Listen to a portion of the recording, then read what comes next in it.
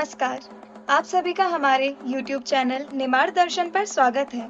आज इस वीडियो में हम आपके लिए ठीकरी में होने वाले गाड़ा खिंचाई कार्यक्रम की विस्तृत जानकारी लेकर आए हैं।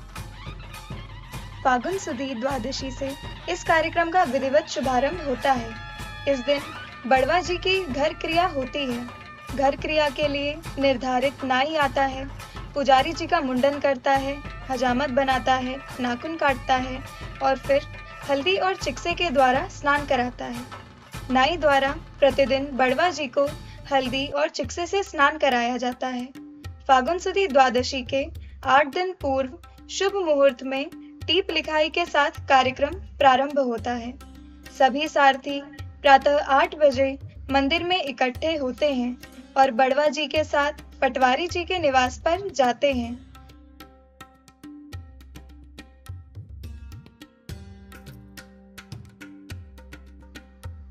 वहां ब्राह्मण को आमंत्रित किया जाता है। ब्राह्मण 3 पत्र लिखता है।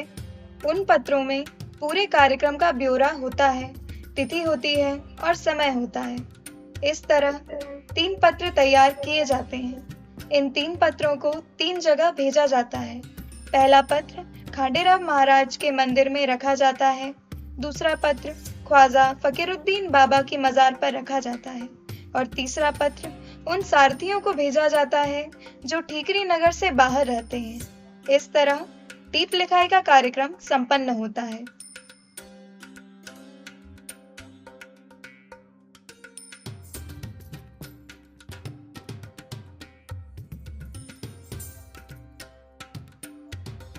पुजारी जी द्वारा मंदिर में स्थापित सभी मूर्तियों की पूजा की जाती है। उन्हें स्नान कराया जाता है। उसके पश्चात द्वादशी के दिन कुछ समय के लिए बैठक होती है और प्रसाद वितरण कर इस दिन के कार्यक्रम का समापन किया जाता है।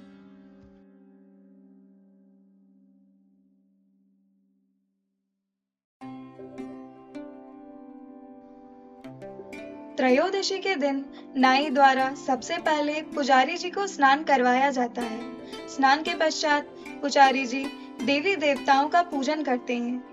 1-2 सारथी भीलट देव की पूजा के लिए मंदिर को जाते हैं। पूजन कार्य चलता रहता है। मंदिर के बाहर सारथी नई लकड़ी की थाम्ब को तैयार करते हैं। सुबह तेली के घर 13 किलो तिल्ली भिजवाई जाती है। तेली द्वारा तेल निकाल लिए जाने के बाद मंदिर में सूचना भिजवाई जाती है। मंदिर से महिलाओं को निमंत्रण भेजा जाता है और ग्राम की अधिकतम महिलाएं मंदिर में एकत्रित हो जाती हैं। सुहागन महिला द्वारा आरती उठाई जाती है और सभी महिलाएं मंदिर से तेली के घर की ओर खांडेराव महाराज के मंगल गीत गाते हुए तेल लेने को निकलती हैं। महिलाओं के पीछे 2 प्रमुख सारथी ध्वज बांधने का बांस और खांडा लिए हुए चलते हैं। मलिहार तक आकर महिलाएं तेली के घर की ओर चल देती हैं और दोनों सारथी नदी की ओर चले जाते हैं। सारथी नदी पर जाके बांस और खांडे को स्नान करवाते हैं और वहां पूजन करते हैं। महिलाएं तेली के घर जाकर तेल का विधिवत पूजन करती हैं।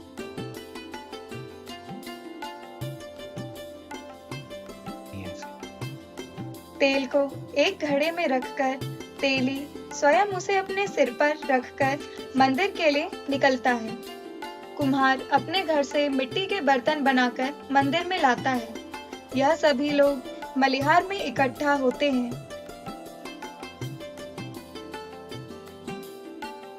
वहां से आगे 2 सारथी होते हैं जो बांस और खांडा लिए चलते हैं। उनके पीछे सिर पर तेल का घड़ा लिए तेली एवं मिट्टी के बर्तन हाथ में लिए हुए कुम्हार चलता है। उनके पीछे मंगल गीत गाती हुई महिलाएं चलती हैं।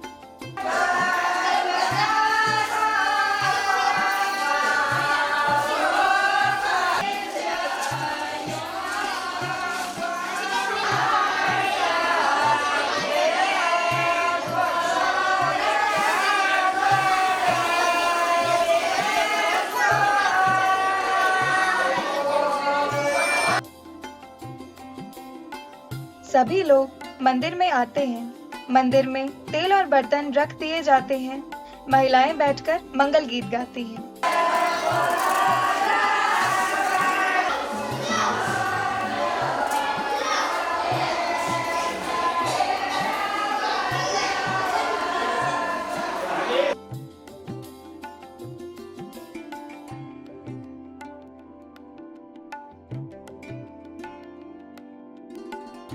तेली और कुम्हार को उनके पारिश्रम के रूप में ज्वार का भाता दिया जाता है।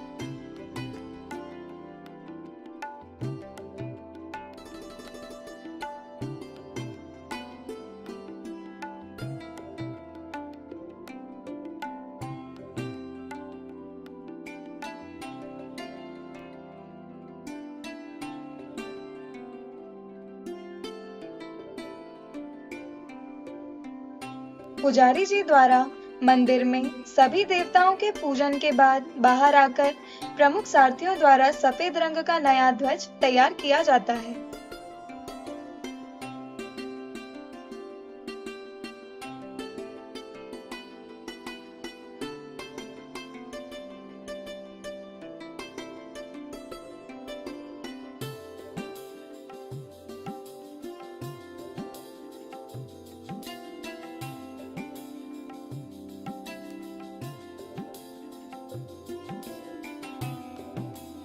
उसका विधिवत पूजन किया जाता है और प्रमुख सारथियों द्वारा उसे बांस पर बांधा जाता है। उनके पूजन के बाद प्रमुख सारथियों द्वारा ध्वज और थांब को खड़ा कर दिया जाता है।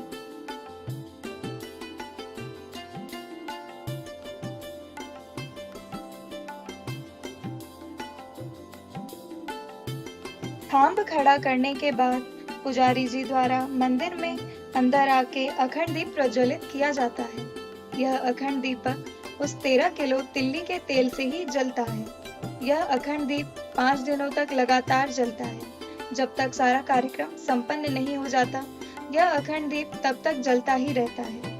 अखंड दीप प्रज्वलित होने के बाद बड़वा जी द्वारा 1.25 किलो ज्वार ली जाती है और उसे खांडेराव जी महाराज की गादी के पास रख दिया जाता है। इसी ज्वार से परेशान लोगों के विषय में जांच पड़ताल होती है। इसी ज्वार का प्रसाद वितरण होता है।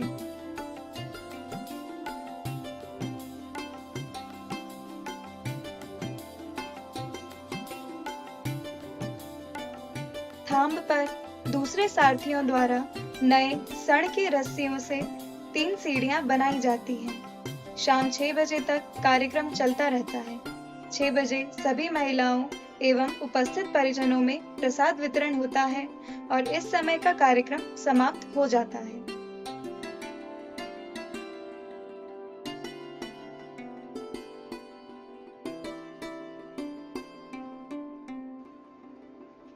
रात्रि 8 बजे पुनः कार्यक्रम प्रारंभ होता है।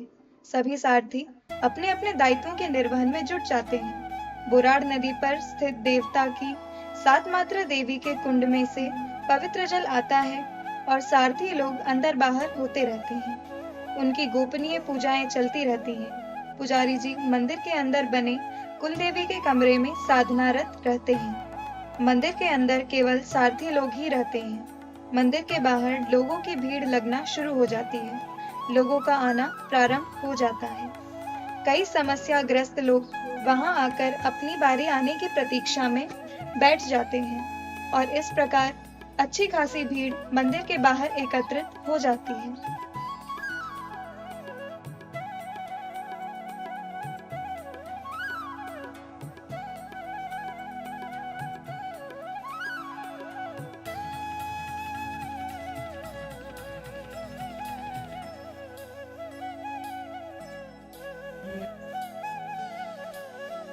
निर्धारित समय पर पटवारी और पटेल साहब के लिए मंदिर से निमंत्रण लेकर सारथी दोनों को लेकर मंदिर में आते हैं। मंदिर के प्रवेश द्वार पर प्रमुख सारथियों द्वारा दोनों की अगवानी की जाती है और ससम्मान उन्हें मंदिर के अंदर ले जाया जाता है। मंदिर के अंदर सभी सारथी अपने अपने कार्यों में व्यस्त रहते हैं। कुल देवी के कमरे से पुजारी जी बाहर आते हैं, सभी का अभिवादन करते हैं और अपने स्थान पर बैठ जाते हैं।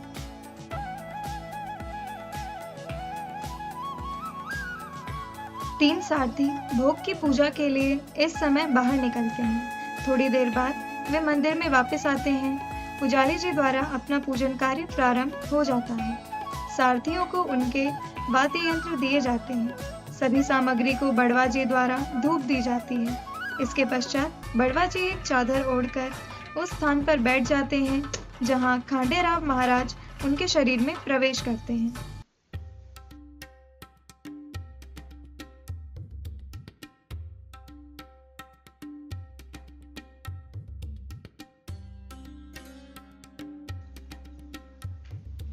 खांडेराव महाराज जी की सवारी होने पर पुजारी जी सबसे पहले मंदिर से बाहर एक पांव पर चल के आते हैं और छड़ी जुआड़ने का कार्य करते हैं। छड़ी जुआड़ने में पुजारी जी द्वारा मंदिर के बाहर दरवाजे के पास लगे थांब पर 3 बार चढ़कर पीर बाबा की मजार की ओर देखकर एक विशेष प्रकार की ध्वनि निकालते हैं।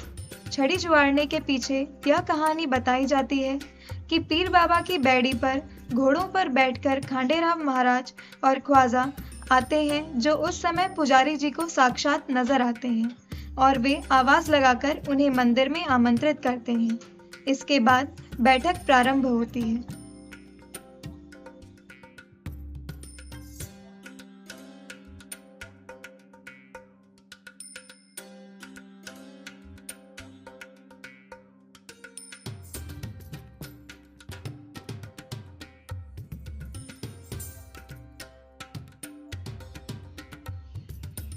सैकड़ों लोग अपनी पारिवारिक, शारीरिक, मानसिक एवं अन्य सभी तरह की समस्याओं को लेकर आते हैं। पुजारी जी द्वारा सभी को उनकी समस्याओं के समाधान का मार्ग बताया जाता है। यहाँ कहीं भी किसी भी व्यक्ति से किसी प्रकार का रुपया, पैसा या कोई अन्य सामग्री नहीं ली जाती है। कुछ व्यक्ति नारियल व नींबू लेकर आते हैं और गादी पर चढ़ा देते हैं। यह बैठक तब तक चलती है जब तक दिखाने वाले लोग बैठे रहते हैं।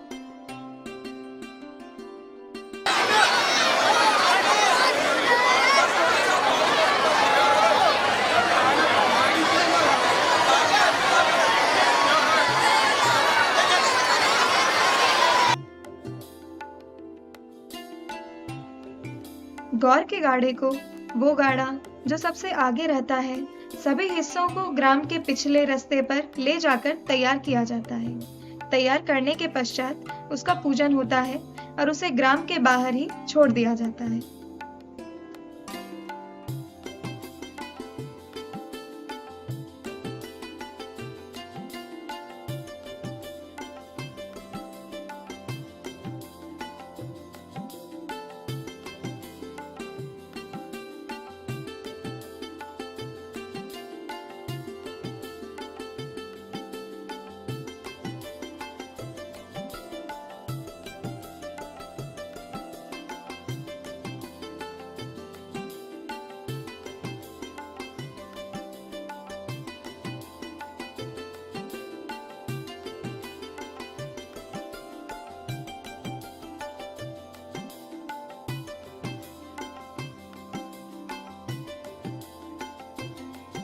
पूर्णिमा के दिन प्रातः 6 बजे से गाड़ों की मरम्मत का कार्य पूर्ण होता है। सभी गाड़ों को जो अलग अलग हिस्से में रहते हैं, उन्हें तैयार किया जाता है। इस कार्य में सारथियों के अलावा ग्राम के अन्य लोग भी अपना सहयोग प्रदान करते हैं।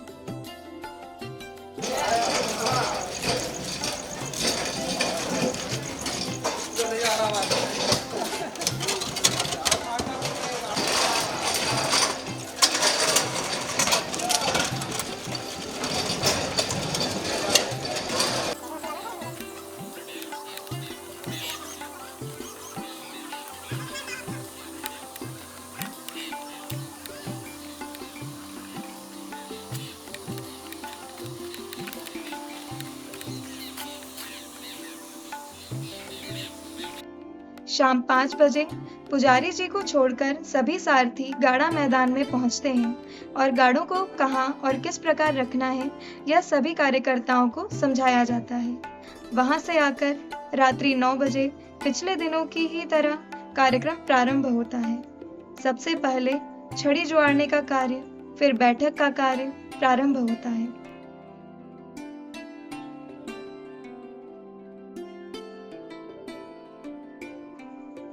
अब आता है पूरे कार्यक्रम का प्रमुख दिन।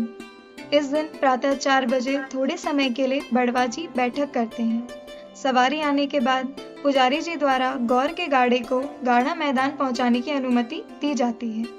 अनुमति प्राप्त हो जाने के बाद सारथियों द्वारा ग्राम के पिछले रास्ते पर रखा हुआ गौर का गाड़ा मैदान पर लाया जाता है। रात्रि में सारथी लोग ग्राम के सभी मंदिरों में जाते हैं और गोपनीय पूजा करते हैं। प्रातः 5 बजे से मंदिर के अहते में रखे 30 गाड़ों को एक एक करके गाड़ा मैदान पहुंचाया जाता है।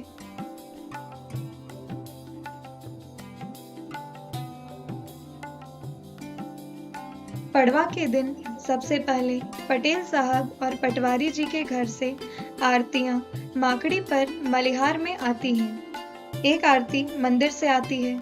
तीनों आरतियां माकड़ी के पास इकट्ठी होती हैं और फिर माकड़ी का पूजन होता है।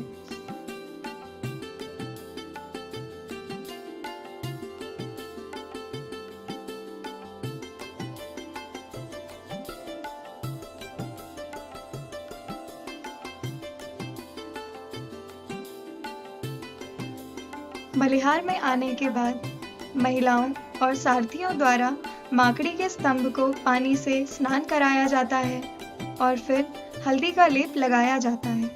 हल्दी का लेप लगाने के बाद महिलाएं माकड़ी के स्तंभ की पूजा करती हैं।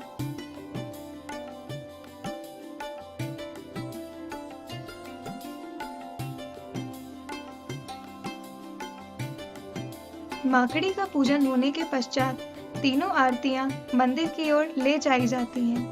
मंदिर में खांडेराव जी महाराज का पूजन किया जाता है। सबसे पहले पटेल साहब और पटवारी जी द्वारा खांडेराव जी महाराज की गादी का पूजन किया जाता है। उसके बाद मंदिर आम दर्शनार्थियों के लिए खोल दिया जाता है, जो दोपहर 3 बजे तक चलता है।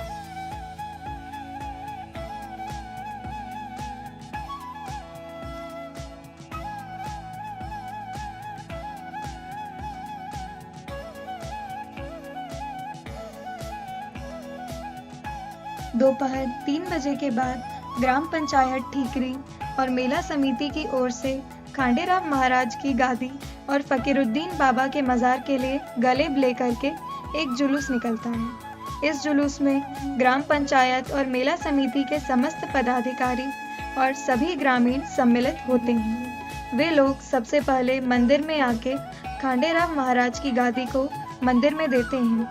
वहां पूजन करने के पश्चात यह जुलूस फकीरुद्दीन बाबा की मजार पर पीर बाबा की बैड़ी की ओर निकलता है। वहां जाकर के पीर बाबा को गलेब चढ़ाई जाती है।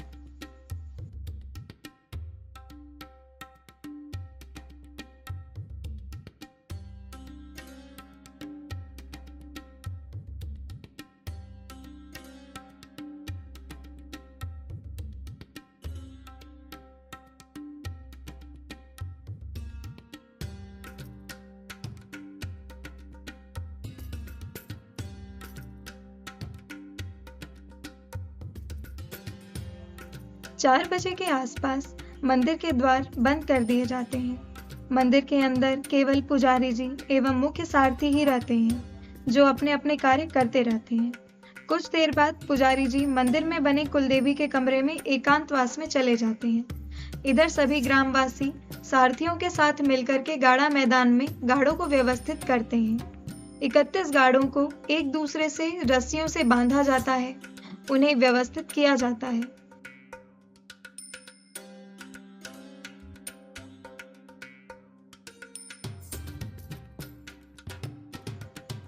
इधर सभी ग्रामवासी तथा बाहर से आए भक्तजन गाड़ा मैदान से लेकर मंदिर तक के रास्ते में मटकियों से पानी छिड़कते हैं।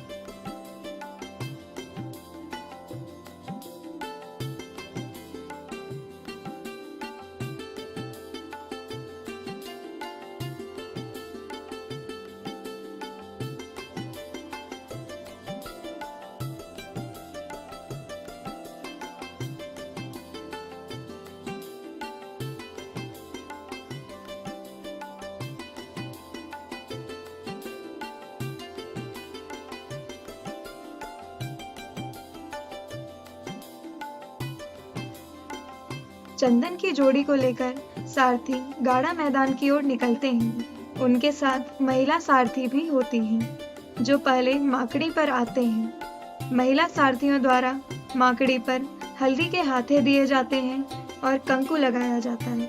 फिर प्रत्येक सीढ़ी पर हल्दी के हाथे लगाकर कंकु लगाया जाता है। यहाँ हाथे लगाने के बाद सभी गाड़ा मैदान पहुँचते हैं।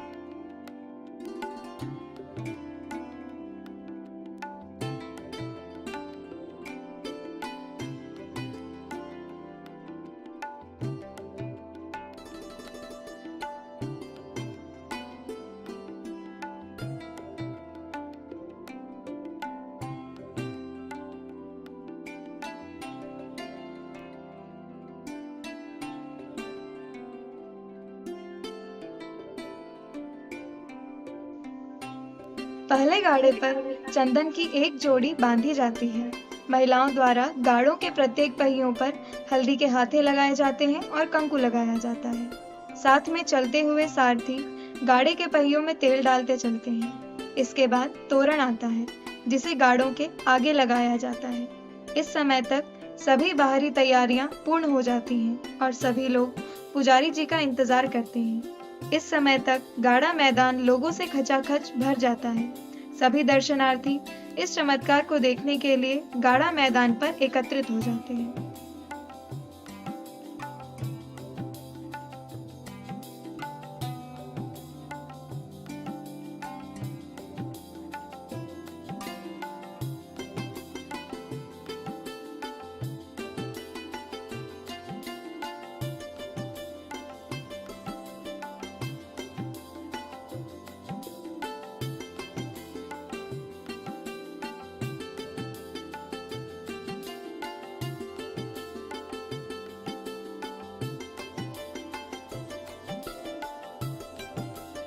शाम होते होते ठीकरी में हजारों लोगों का हुजूम जमा हो जाता है।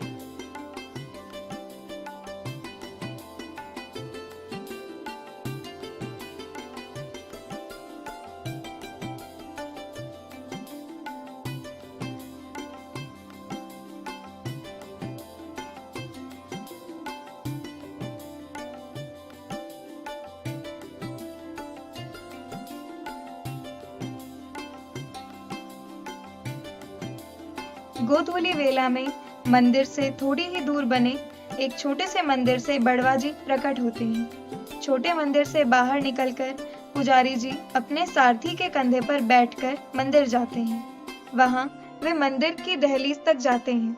मंदिर के अंदर आरती होती है और बड़वा जी गादी को प्रणाम करके गाड़ा मैदान की ओर निकलते हैं।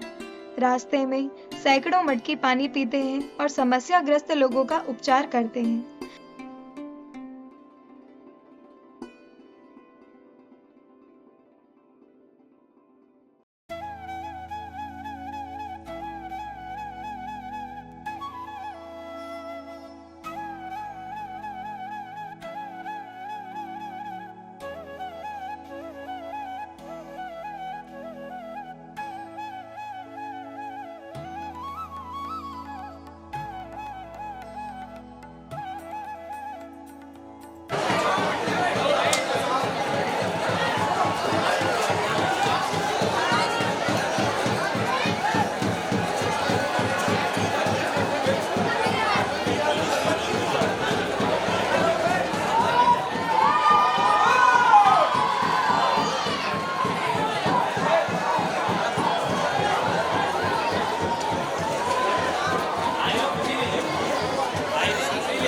पड़ेगा मेरे को, यहीं तक उधर भी जाऊँगा, उधर कौन चल रहा है।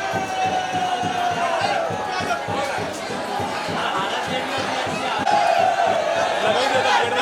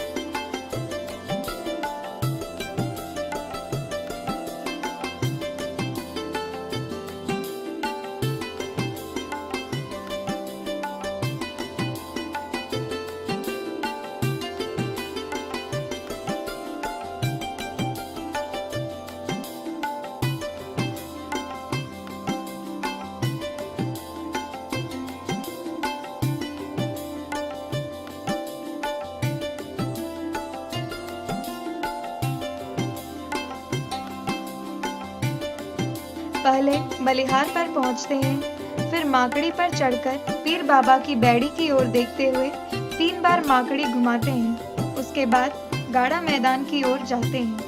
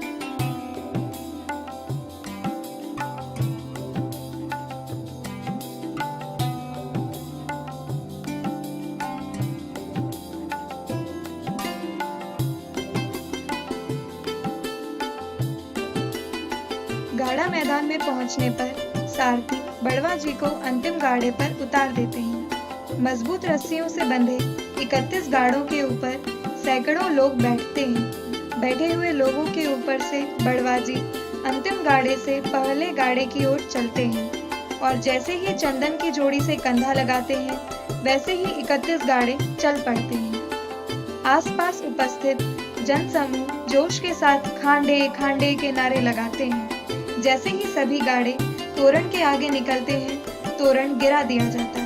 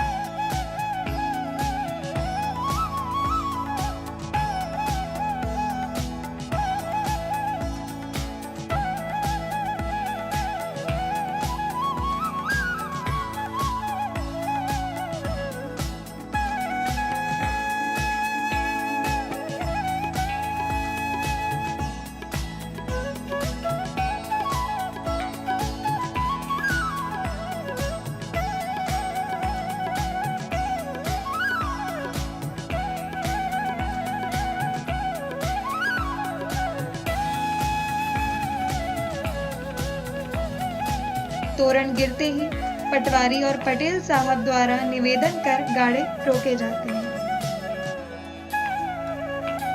गाड़े रुकने के बाद पुजारी जी द्वारा वचन दिया जाता है। वचन में बड़वा जी पटवारी और पटेल साहब से 850 वर्ष पूर्व दिए गए वचन को पूर्ण करने का कहते हैं। पटवारी और पटेल द्वारा अगले वर्ष के लिए वचन दिया जाता है। इसके बाद पुजारी जी अपने सारथी के कंधों पर बैठकर मलिहार की ओर जाते हैं। जाते समय भी बड़वा जी सैकड़ों मटकी पानी पीते जाते हैं और समस्याग्रस्त लोगों का उपचार करते हैं। मलिहार पर आकर पुजारी जी माकड़ी पर थोड़ी देर बैठते हैं। वहां लोगों का मार्गदर्शन करते हैं और मंदिर की ओर चल पड़ते हैं। मंदिर पहुंचने पर सभी लोगों को प्रसाद, जिसे दाड़की कहा जाता है, उसका वितरण होता है और इसी के साथ कार्यक्रम समाप्त हो जाता है। इसके पश्चात सभी सारथियों द्वारा सामूहिक भोज होता है। बड़वा जी द्वारा द्वादशी से लेकर दूज तक केवल जल ग्रहण किया जाता है। पुजारी जी दूज की शाम को ही अन्न ग्रहण करते हैं। इस चमत्कारिक कार्यक्रम का शुभारंभ विक्रम संवत 1251 से हुआ था। पतित पावनी मां नर्मदा के 11 लिंगी घाट पर महाराष्ट्र के ख्याति प्राप्त संत श्री खांडेराव जी महाराज एवं अजमेर के सूफी संत ख्वाजा मोइनुद्दीन चिश्ती का मिलन हुआ। दोनों संतों ने अपने मिलन की याद को हमेशा बनाए रखने के लिए गाड़ा खिंचाई की स्थायी परंपरा को प्रारंभ करने का निश्चय किया और स्थान की तलाश में अपने अपने घोड़ों पर बैठकर 11 लिंगी घाट से चल दिए। ठीकरी नगर के करीब आकर दोनों संतों की नजर पहाड़ी पर स्थित गौ माता के मंदिर पर पड़ी। दोनों संतों ने ठीकरी नगर में ही गाड़ा खिंचाई की परंपरा को स्थायी करने का निश्चय कर लिया। दोनों संतों ने ठीकरी नगर में प्रवेश किया और ऐसे व्यक्ति की तलाश में जुट गए जो इस परंपरा की जिम्मेदारी उठा सके। नगर में घूमते घूमते दोनों संत श्याम यादव के घर के सामने रुक गए और आवाज लगाई। घर के अंदर श्याम यादव की मां अकेली थी। वे आवाज सुनकर द्वार पर आई। अपने दरवाजे पर सैनिक की वेशभूषा में खड़े 2 घुड़सवारों को देखकर डर गईं। खांडेराव जी महाराज ने पूछा, माँ, घर पर कोई है क्या? माँ ने कहा, नहीं, इस घर में केवल मैं और मेरा बेटा ही रहते हैं। बेटा अभी काम से खेत पर गया है। सूर्यास्त का समय हो रहा था। माँ कहने लगी कि बेटा अभी आने ही वाला है। आप लोग अंदर आकर विश्राम करें और जलपान ग्रहण करें। दोनों संतों ने कुछ भी लेने से इनकार कर दिया और अंदर आकर बैठ गए। कुछ देर बाद बेटा भी आ गया। अपने घर के बाहर घोड़े खड़े देखकर उसके मन में शंका उत्पन्न हुई और उसके कदम तेजी से अपने घर की ओर बढ़ने लगे। घर पहुंचकर देखा तो दोनों संत बैठे हुए थे। बेटे ने दोनों से आशीर्वाद लिया और माँ से जाकर पूछने लगा, यह कौन संत हैं? माँ ने कहा, यह तो मैं भी नहीं जानती। हमारे घर अतिथि के रूप में पधारे हैं, इसलिए इनकी सेवा करना हमारा धर्म है। बेटे ने दोनों संतों से भोजन करने का आग्रह किया। दोनों संतों ने मना कर दिया। फिर माँ ने आग्रह किया, आप अतिथि हैं, हम आपको बिना खाए पिए जाने नहीं देंगे। माँ बेटे का आग्रह सुनकर संतों ने एक असंभव मांग कर डाली और आंगन में बंधी बछिया की ओर इशारा किया कि हमें इस बछिया का दूध पीना है। बेटे ने हाथ जोड़कर संतों से कहा, आप कैसी ठिठोली कर रहे हैं? आप जिस गाय का दूध पीने को मांग रहे हैं, वो गाय दूध कैसे देगी? वो तो अभी कुंवारी बछिया है। संत बोले, हम तो इसी कुंवारी बछिया का दूध पिएंगे। जाओ, दूध निकालने के लिए बर्तन लेकर आओ। बेटा बर्तन लेकर दूध निकालने बैठा और जैसे ही बछिया के थन से दूध की धार निकली, बेटा आश्चर्यचकित रह गया। उसने माँ को पुकारा, माँ, कुंवारी गाय दूध दे रही है। बेटे ने दूध निकालकर संतों के सामने रख दिया। संतों ने दूध पिया और थोड़ा सा दूध माँ बेटे को भी दिया। इस चमत्कार को देखकर माँ ने संतों से उनका परिचय मांगा। परिचय प्राप्त होते ही माँ ने उनसे अपने बेटे के लिए आशीर्वाद मांगा। तो दोनों संतों ने आशीर्वाद देते हुए कहा कि तुम्हारा बेटा 5 दिन तक बैठक करेगा और धुलेंडी के दिन यह गाड़े खींचेगा। तब से यह परंपरा स्थायी रूप से चली आ रही है। धन्यवाद।